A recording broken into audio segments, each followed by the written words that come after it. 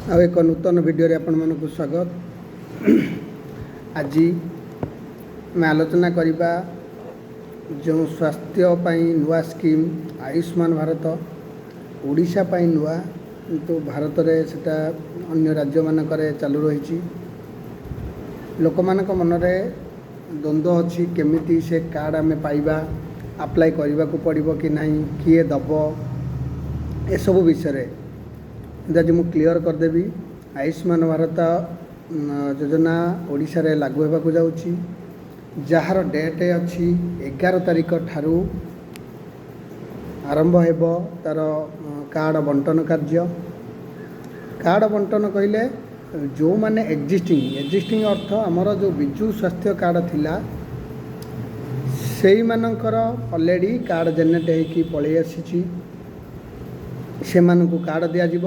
Card ଦେବା ସମୟରେ ସେମାନଙ୍କର KYC କରାଯିବ। ତାଙ୍କ ଫ୍ୟାମିଲିର ଯଦି ଗୋଟେ ରାସନ କାର୍ଡ଼ରେ 4 ଜଣ ଅଛନ୍ତି, ସେ 4 ଜଣ ଯାକ ସେ କାର୍ଡ଼ ପାଇବେ, 4ଟି କାର୍ଡ଼ ପାଇବେ, କିନ୍ତୁ ତାଙ୍କ ଭିତରୁ ଜଣଙ୍କର KYC କରାଯିବ। ଏସବୁ ବଣ୍ଟନ କାର୍ଯ୍ୟ ଆରମ୍ଭ ହୋଇଯିବ। ସେଇ କାର୍ଡ଼ରେ ସେମାନେ ଯେଉଁ ସୁବିଧା ମେଡ଼ିକାଲ ସୁବିଧା ପାଉଥିଲେ ସେଇ ସୁବିଧା ପାଇବେ, ଯେଉଁମାନଙ୍କର ଏକ୍ଜିଷ୍ଟିଂ ଅଛି। କିନ୍ତୁ ଯେଉଁମାନଙ୍କର କାର୍ଡ଼ରେ ନାଁ ନାହିଁ ବା ରାସନରେ ନାଁ ନାହିଁ ସେମାନଙ୍କ ପାଇଁ ଆସିନାହିଁ। ପରେ କୌଣସି ବ୍ୟବସ୍ଥା ହେବ ସେ ବିଷୟରେ ଏପର୍ଯ୍ୟନ୍ତ କିଛି ଜଣାଯାଇ ନାହିଁ, କିନ୍ତୁ ବର୍ତ୍ତମାନ ଯେଉଁଟା ଏକ୍ଜିଷ୍ଟିଂ ଅଛି କାର୍ଡ଼ ସେଇମାନଙ୍କର ପଳେଇ ଆସିଛି। ତାପରେ ଆଉ ଗୋଟେ ରହିଲା 70 ବର୍ଷରୁ ଉର୍ଦ୍ଧ୍ୱ। 70 ବର୍ଷରୁ ଉର୍ଦ୍ଧ୍ୱ ସମସ୍ତ ବ୍ୟକ୍ତି ଯେଉଁମାନଙ୍କର ଏ ଏକ୍ଜିଷ୍ଟିଂ କାର୍ଡ଼ ଅଛି ସିଏ ବି ଭାଗ ନେଇପାରିବେ। ଯେଉଁମାନଙ୍କର ଟୋଟାଲ କାର୍ଡ଼ରେ ନାଁ ନାହିଁ, ଯେଉଁମାନେ ଚାକିରି କରିଥିଲେ କି ପେନ୍ସନ୍ ପାଉଛନ୍ତି କି ଅନ୍ୟ ଯାହାର ରାସନ କାର୍ଡ଼ ନାହିଁ, ସେମାନେ ମଧ୍ୟ ଆପ୍ଲାଏ କରିପାରିବେ ନୂଆ 70 ବର୍ଷରୁ ଉର୍ଦ୍ଧ୍ୱ।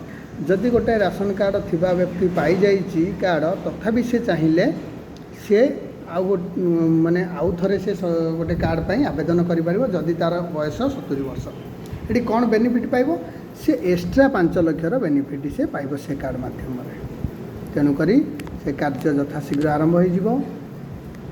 ସେ ଆପଣମାନେ ତାକୁ ଯେତେବେଳେ ଆପଣ KYC କରିବେ, ଆପଣଙ୍କର ପରିବାରରେ ଯେତେ ଜଣଙ୍କ ନାଁରେ ଥିବ ସେତେଟା କାର୍ଡ଼ ଆପଣ ରିସିଭ୍ କରିବେ। ଏବଂ ଯଦି ଆପଣଙ୍କ ପରିବାରରେ କିଏ 70 ବର୍ଷରୁ ଉର୍ଦ୍ଧ୍ୱ ବ୍ୟକ୍ତି ଅଛନ୍ତି ତାଙ୍କର ମଧ୍ୟ ରେଜିଷ୍ଟ୍ରେସନ୍ କରାଇ ନେବେ। ଏହା ଜନସେବା କେନ୍ଦ୍ର ମାଧ୍ୟମରେ ହେବ ଏବଂ ତା ସହିତ ଆଶାକର୍ମୀ ଆଉ ଆମର ସ୍ୱାସ୍ଥ୍ୟକର୍ମୀମାନେ ମଧ୍ୟ ଏନଗେଜ୍ ରହିବେ। ସେମାନଙ୍କ ଦ୍ୱାରା ଏ କାର୍ଯ୍ୟଟି ଆରମ୍ଭ ହେବ। 11 ତାରିଖ ପରଠାରୁ ଆରମ୍ଭ ହେବ। ଏ ବିଷୟରେ ଆପଣ ଜାଣିବା ପାଇଁ ଅଧିକ ଏ ଚ୍ୟାନେଲ୍ ସହିତ ଯୋଡ଼ି ହୋଇ ରହିବେ। ଚ୍ୟାନେଲ୍ଟିକୁ ସବସ୍କ୍ରାଇବ୍ କରିବେ। ମୋ ଜନସେବା କେନ୍ଦ୍ର ଅଧୀନରେ ଯେଉଁ ଗାଁ ଗୁଡ଼ା ଅଛି, ମୋତେ ଯେଉଁ ଗାଁ ମ୍ୟାପିଂ କରାଯାଇଥିବ ମୁଁ ସେମାନଙ୍କୁ କାର୍ଡ଼ ମଧ୍ୟ ପ୍ରଦାନ କରିବି। ବ୍ୟସ୍ତ ହେବାର ନାହିଁ, ପୁରା ଆରାମସେ ସେ କାର୍ଯ୍ୟ ହେବ। ଆମେ ଯେମିତି ବ୍ୟସ୍ତ ହୋଇପଡ଼ୁଥିଲେ ସୁଭଦ୍ରା ବେଳେ, କିନ୍ତୁ ଆଜି ପର୍ଯ୍ୟନ୍ତ ମଧ୍ୟ ସୁଭଦ୍ରା ଚାଲିଛି। ସୁଭଦ୍ରାର ଏଣ୍ଡ ହେଇନି, କିନ୍ତୁ ଆମେ ବ୍ୟସ୍ତ ହୋଇଯିବାନି। କାର୍ଡ଼ ମିଳିବ, ଆମେ କହିବା ଆମକୁ ଆଜି ହିଁ ଦରକାର ନାହିଁ। ଆପଣଙ୍କର କାର୍ଡ଼ ଅଲରେଡ଼ି ଅଛି, ସ୍ୱାସ୍ଥ୍ୟ ସେବାରେ କିଛି ଅସୁବିଧା ହେଇନି। ସେଇ ଯେଉଁ BSKY କାର୍ଡ଼ ଥିଲା ସିଏ ତା'ର ନାମ ଆୟୁଷ୍ମାନ ଭାରତ ସହିତ ସେ ଯୋଡ଼ି ହେଇକି କାମ କରିବ। କାର୍ଡ଼ ଆଗେ ପାଇଗଲେ ଯେ ବେନିଫିଟ୍ ପାଇବ, ପଛେ ପାଇଲା ବୋଲି ସେ କଥା ନୁହେଁ।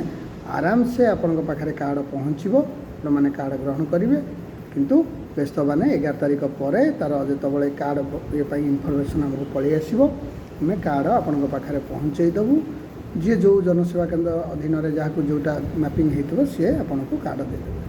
ଧନ୍ୟବାଦ। ଚ୍ୟାନେଲ୍ଟିକୁ ସବସ୍କ୍ରାଇବ୍ କରିବେ, ସେୟାର ମଧ୍ୟ